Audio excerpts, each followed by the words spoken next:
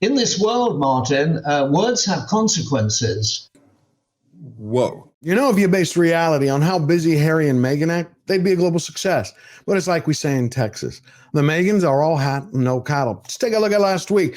Harry was snubbed by the royal family and then by 2,000 veterans of the Invictus Games, just as Meghan was dumped by a former first lady, called greedy by the Hollywood insider, and then refused to return to the UK because she was afraid of the booze.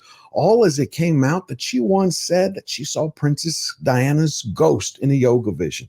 And then she sent another basket of lemons to the same D-lister who once used to mock and trash Princess Catherine. And all of that happened before the couple ever announced that their grand grift tour was headed to Nigeria. Yet on African parks, the couple's lips are still sealed. So at this point, the Meghans make hornets look cuddly.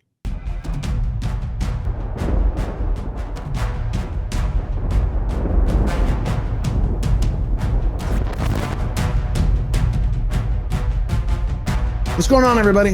Meghan and Harry can't seem to really understand the difference between royalty and celebrity. What one does and what one doesn't do. Royalty serves its country and the people, and celebrities pretty much serve themselves. Well, I think it's fair to say that the royal family has finally figured out how to deal with a problem prince and his other half, his pride. This is big medicine for the king to say, well, my diary is too full to see you, son. Well, that's what you say to people you meet on holiday you never want to see again. You say, I'll see you sometime. King Charles just snubbed Harry, and rightfully so. After all, we're talking about the same son that traded in a life of public service and living in Great Britain for nothing more than a big bucket of jam. But the real question is, did Harry know that his father's schedule was already full ahead of time? So was this whole thing just a ruse to gin up some more headlines for the Hollywood press? I woke up today shocked that Prince Harry's spokesperson told The Telegraph that Prince Harry would not be meeting with the king today, that the king's schedule was far too packed. I know that this is going to play well into Prince Harry's victimhood narrative. Once has-been touched down in London, he hot-footed it to find the nearest hotel suite because he's no longer allowed to stay in any of the royal residences, as we've learned over the last couple of trips. That's when the other shoe dropped, or maybe two, possibly three of them.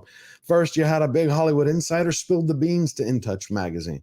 He said Meghan gets greedy. She wants everything all at once, and it's backfiring on her again. She's become a total joke and is overplaying her hand. I think Tinseltown is finally waking up to reality. Congratulations, it took you long enough. Then you had 2,000 veterans of the Invictus Games send a message to Harry.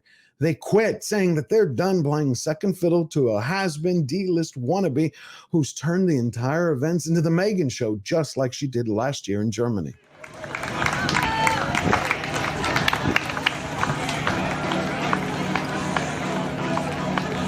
The Invictus Games should solely be about the veterans, nothing else, period. Definitely shouldn't be about feeding the ego of one megalomaniac.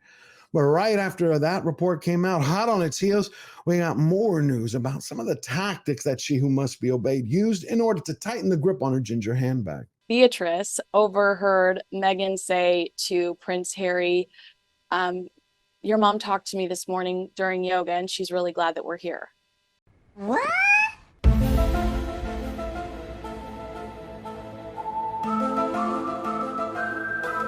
Allegedly. The longer Harry and Meghan stay in the public spotlight and occupy the center stage, the more chances they risk betraying their true selves and exposing who they really are, just like they're about to do with their upcoming vanity voyage to Nigeria.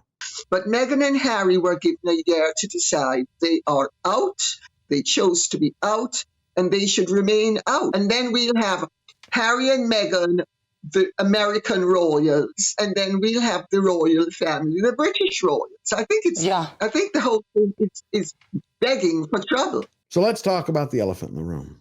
Harry and Meghan seem to use everything and everyone around them without a care in the world as to who it hurts. I believe that Harry is now starting to exploit and use the Invictus Games behind the scenes for political leverage.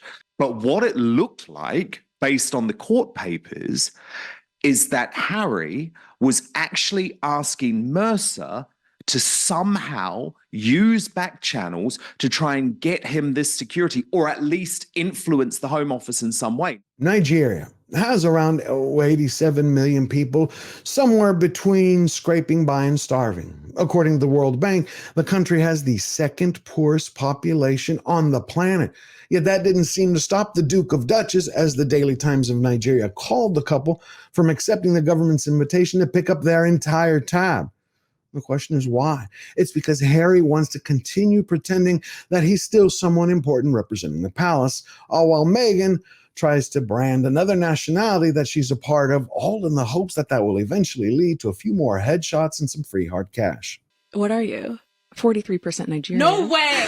No, whoa, Jacqueline. Oh my gosh, are you really serious? Yeah. My great-great-grandmother's from Malta. I've wonderful. never been, so I'm going with a genealogist. May I just say that while I'm here with my husband as a member of the royal family, I want you to know that for me, I am here with you as a mother, as a wife, as a woman of color, and as your sister. Wow, this is a lot to take in. The Meghan safari of self-importance just happens to be coming at a time when the U.S. State Department has issued a level 3 travel notice, because of such minor things like civil unrest, terrorism, kidnapping, and more. But I guess Harry has it all under control. He's not worried, because anytime he's going to get a roaming gang pop up, he's just going to show off his medals. The same way he did a few days ago when he turned his backyard into a backstage and he filmed himself presenting the Military Times Soldier of the Year award. Tonight, it's for you. The California couple are so afraid of being themselves in public that they are now actually stage managing their own lives. I mean, what we're getting is Harry and Meghan producing Harry and Meghan. And I don't know at this point if they're filming a skit or making a public service announcement on the pitfalls and perils of narcissism. I mean, talk about a self-esteem boost, right?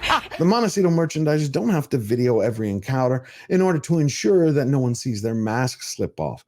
Their silence on African parks speaks volumes about their character.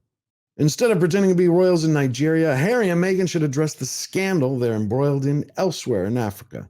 What Meghan and Harry don't seem to understand is that African parks is a ticking time bomb. Right now, all the horrors the Baka people are suffering is a tragedy of global proportions. But it hasn't made, unfortunately, the front page of every newspaper around the world.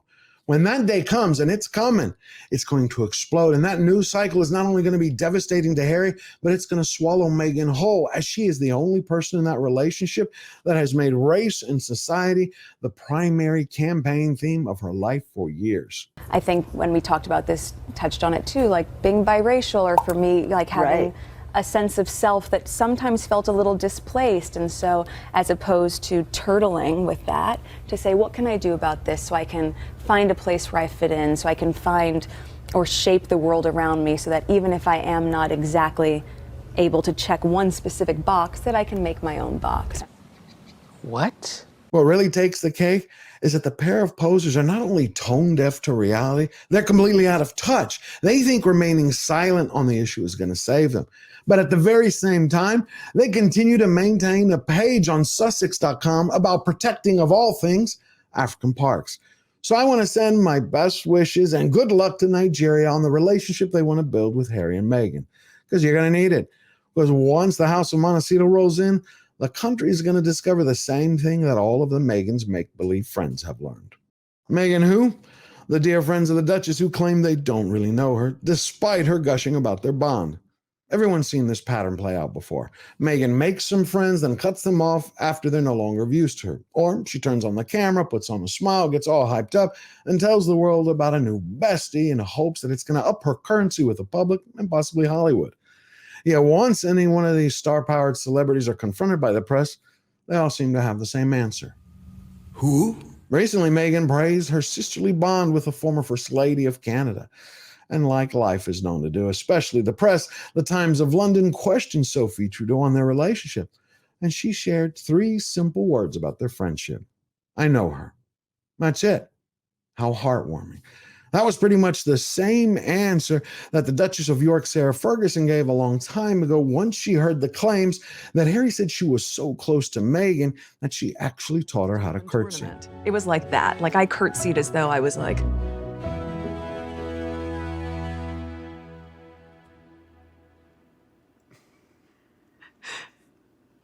Pleasure to meet you, Your Majesty. Fergie's reply was straightforward and to the point, that she hasn't really met her. Again, it's the same reply so many celebrities, stars, and nobility have given over the years, like George Clooney, Idris Elba, and many more. I mean, the Meghans sometimes can't seem to stop digging themselves into a hole. But they keep trying. Last week, Meghan sent another basket of lemons to the very same D-lister that used to mock and trash Princess Catherine. Prince William and Kate Middleton won't be there. They'll be over 100 miles away meeting with performers for a platinum jubilee.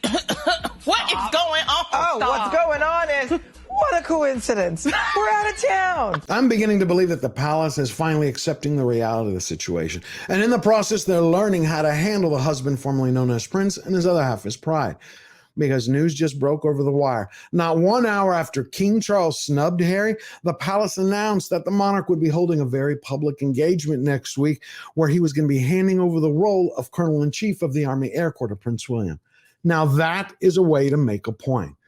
And it's just the beginning. If you enjoyed this video and found value in it, hit the subscribe button, smash like, share this video with everyone, and leave your thoughts in the comments down below. And to win every battle and stay true to yourself, all you have to remember is, we never bow down, we never bend the knee. Always forward.